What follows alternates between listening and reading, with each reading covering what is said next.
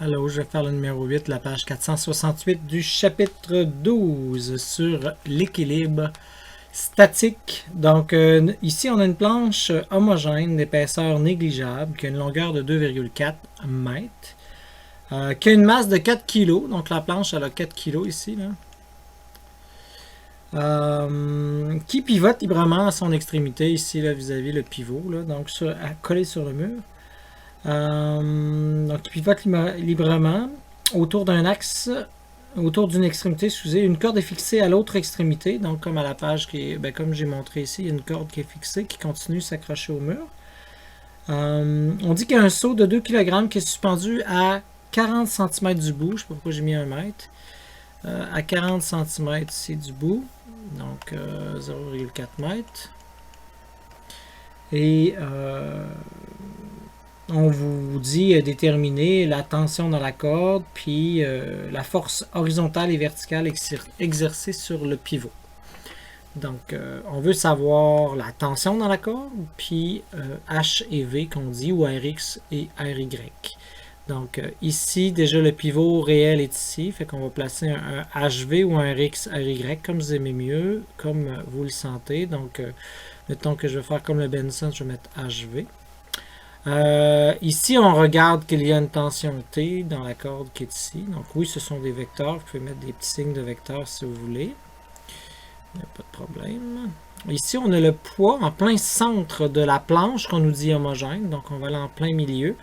Donc, 4 x 9,8, ça va faire 39,2 newtons de poids.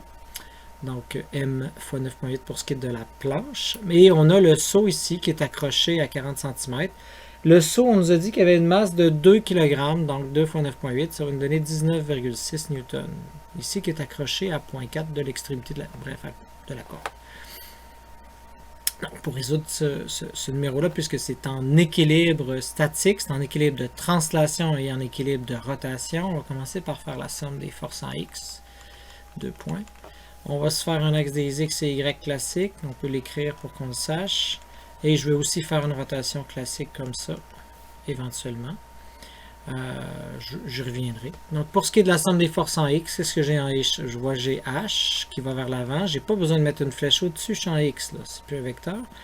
C'est la grandeur de H vers X. Puis, je me rends compte qu'il y a une partie de T qui va aller vers l'arrière, qui va aller vers là. La partie de T qui va dans cette direction-là, si je prends mon angle, ça fait 30 degrés. Donc, ça fait T cos 30. Donc, moins T cos de 30. Il n'y a rien d'autre en X, donc c'est égal à 0. Maintenant, je peux faire la somme des forces en Y. Donc, pour ce qui est de Y, là, j'ai V qui va vers le haut. Donc, je vois que c'est la grandeur de V en Y qui est positif. J'ai une partie de T qui va vers le haut aussi. Donc, c'est T sin 30. Donc, plus T sin de 30. Je me rends compte que j'ai moins 39,2. Donc, moins 39,2. J'ai aussi moins 19,6. Et tout ça, c'est égal à 0, puisque ça ne bouge pas, puis il n'y a rien d'autre. Maintenant, je suis rendu à l'étape de faire la somme des moments de force, donc la somme des torques ou des moments de force. Il faut que j'indique le pivot, donc ici on va indiquer notre pivot. Vous pouvez mettre un P, vous pouvez mettre un O, vous pouvez écrire pivot aussi. Moi je vais appeler ça le pivot A. Puis là, je vais faire la somme des torques par rapport à A. Si je mets un indice A, ça veut dire que je fais la somme des torques par rapport à A. 2 points. C'est sûr que si je mets torque A, comme ça voudrait dire que je fais le torque au point A. Je ne sais pas si vous voyez un peu, de la force A ou de la force. Je pourrais appeler ça la torque, mettons, de la corde T. Je pourrais faire ça comme ça aussi. Bon, c'est juste des notations. Donc là, continuons. Donc, je vais faire la somme des moments de force par rapport au point A, par rapport à notre pivot. Donc, H et V sont sur le pivot, donc automatiquement, ça donne 0, 0. Donc, eux autres, je les élimine. Je vais aller faire 39,2. Là, je me rends compte que 39,2, on peut le faire de différentes façons. Je vais le faire de cette façon-là. Je vais faire ma ligne de force. Et je vais faire la distance qui est perpendiculaire à la ligne de force.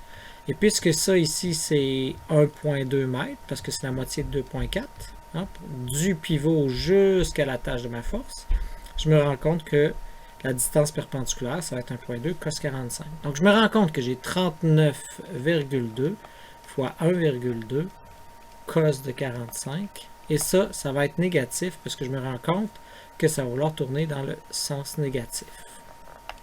Bon, maintenant que j'ai ça, je vois que ça va être la même chose pour l'autre, ça veut dire moins 19,6. Sauf que lui, il est à une distance de 2 mètres par rapport au pivot, hein, 2,4 moins 0,4. Donc 2 mètres cos de 45. Et il me reste à faire maintenant la corde T. Donc pour ce qui est de la corde T, maintenant, je ne vais pas prendre le 30 degrés, je vais aller chercher mon angle total.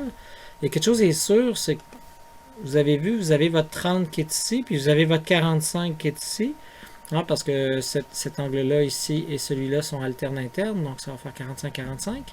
Donc ça fait 75 pour tout ça.